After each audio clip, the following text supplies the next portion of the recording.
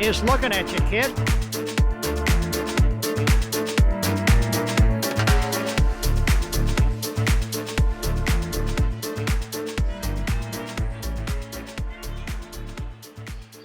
Hello, welcome to today's Spotlight on the Bloomingdale neighborhood. I'm Lisa Kreisman. I'm your host today and a volunteer member with the Bloomingdale Neighborhood History Group. Bloomingdale is a very historic area on the Upper West Side of Manhattan. It runs from West 96th Street to West 110th Street and from Riverside Park over to Central Park West. And it's produced so many famous people. You're listening to one of them, the very famous Duke Ellington. We're going to learn a lot more about the Bloomingdale people today. Come on, let's go meet some of those people and they'll tell you about it.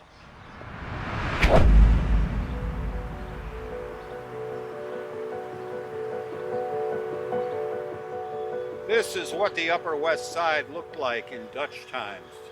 No Europeans lived here yet, but the people from Harlem used to come over to cut firewood and hunt and graze their livestock.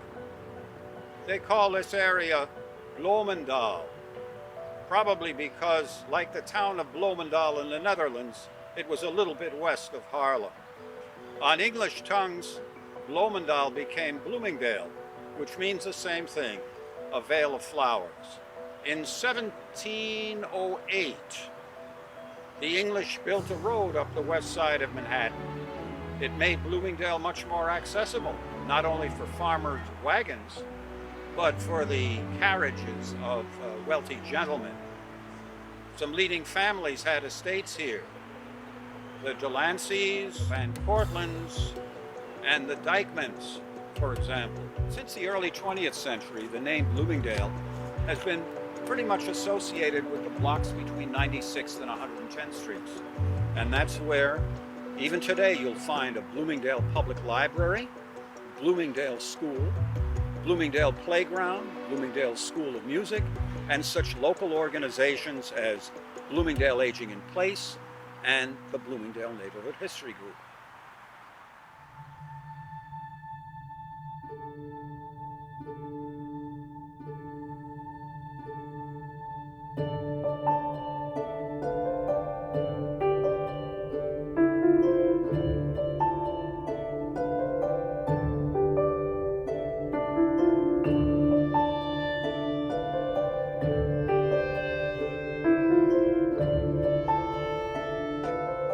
We're on 105th Street between Riverside Drive and West End Avenue, in front of the site of Nicholas Jones's farmhouse.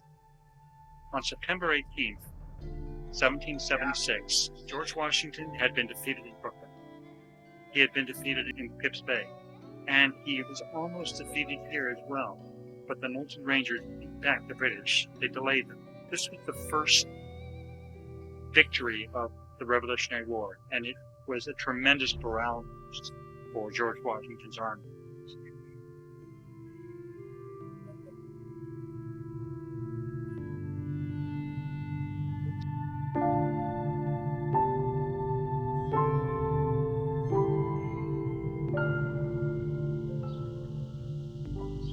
Behind me is the New York Hostel at 103rd in Amsterdam. This is where many of the Bloomingdale Neighborhood History Group's events are held. There's a meeting today of the founders of that group, so it's a good day to go meet them.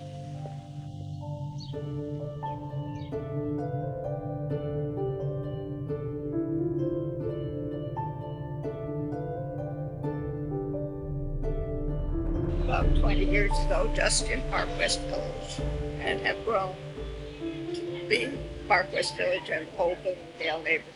Have a library collection, a blog, which you'll hear more about from Pam, and a mailing list of 1,000 people. And about 100 come to every program, and everybody's welcome. Part of the Columbus Amsterdam Business Improvement District, we joined in early and were really pleased that the group was able to retell the story of this neighborhood. Our monthly walks and talks has been a feature of this group, and it's been key in getting the story of this very diverse neighborhood out there. I got interested in the history of the hostel building, and that moved me into history of the wider neighborhood. Started blogging at one point because the history group seemed to need more research done all the time, and the blogging format gives me a way to do that. And it's to award talk about winning too, I heard. And we did win an award from the New York Archives. We've become an example of how to put this together as a group of local interested people working on history together. By the way.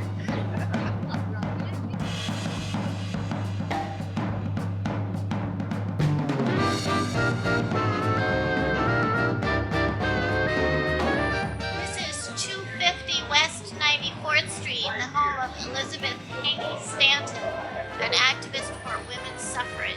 One of many activists in the neighborhood, including Marcus Garvey and Nina Simone. Bloomingdale is famous for so many notables. I've wandered the streets and I've collected addresses on 591 of them, and I published a book about them. You can't do much better than George and Ira Gershwin, Billy Strayhorn, Tito Puente, John Coltrane, Woody Guthrie, would you believe Madonna? Would you believe Odetta? Ray Charles? Need I go on? Bloomingdale has also produced many writers and artists. Right now we're at the corner of 98th Street and West End Avenue, which is the childhood home of Stan Lee, the creator of Spider-Man. Other writers from Bloomingdale have discussed relevant issues of their time, which remain important to this day. Right down Riverside Drive here, a few blocks, we have the great Robert Oppenheimer, which people will connect with the Manhattan Project. Edwin Armstrong invented FM radio, which leads to television. I. Raby comes to mind. He's the gentleman that creates a lot of the technology that even gives us the MRI. Joichi Takamine, great scientist chemist in his day. Of all the neighborhoods in all of New York City and all of Manhattan, you had to walk into the Bloomingdale neighborhood. This is the neighborhood where a lot of the motion picture studios got started. MGM with Sam Goldwyn, Universal with Carl Laemmle, United Artists with Mary Pickford, and even Paramount Pictures and others, Yul Brynner, Spencer Tracy, Dustin Hoffman, and my favorite, this guy.